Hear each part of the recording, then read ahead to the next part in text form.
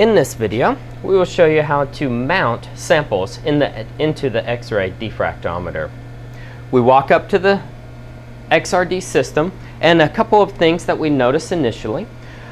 One, the doors are closed, so we need to make sure that the system is at rest and is safe for opening the cabinet. We do that by examining the electronic pane down below, and we see that the acceleration voltage is sitting at 40 kilovolts and the current is at 20 milliamps. This is the resting position of the XRD system. Therefore, we can go ahead and open the cabinet to load our samples. So we open the cabinet simply by sliding the cabinet doors open. If the interlock were engaged, it would not allow you to open those cabinets, and you should not proceed if those cabinet doors are locked. Now, to mount our system into the X-ray diffractometer, number one, notice that we do have our dosimeter ring on our fingers, because anytime that we're working with an X-ray device, we should be monitoring the amount of exposure that we have to X-rays. I'm going to receive our sample. If your sample can affect the respiratory system, you certainly need to make sure that you are wearing an appropriate respiratory device along with any safety equipment that is required, such as eye protection and gloves.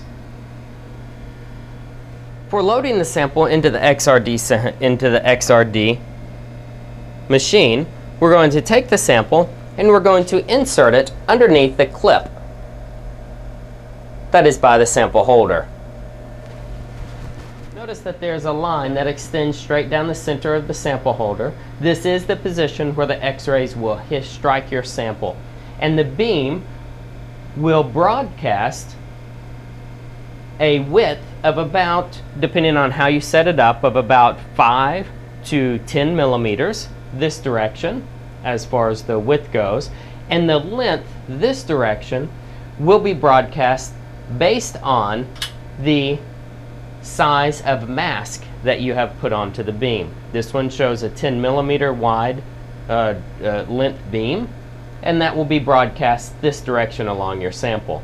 So the X-ray tube is configured so that it broadcasts a line across your sample. The most important thing is that you have a flat exposed surface that is level with the bottom of the holder for the XRD system.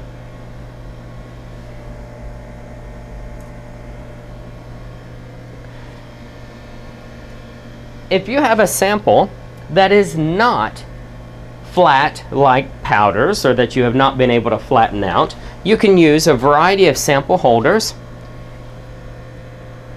such as this one shown here, which has a bit of clay in the bottom, but it also has a bracket across this region.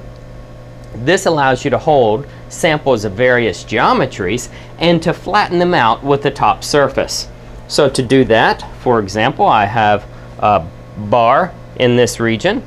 I'm going to take this bar, I will mount it into the clay, and then I will use an object to press it flat on the top exposed surface.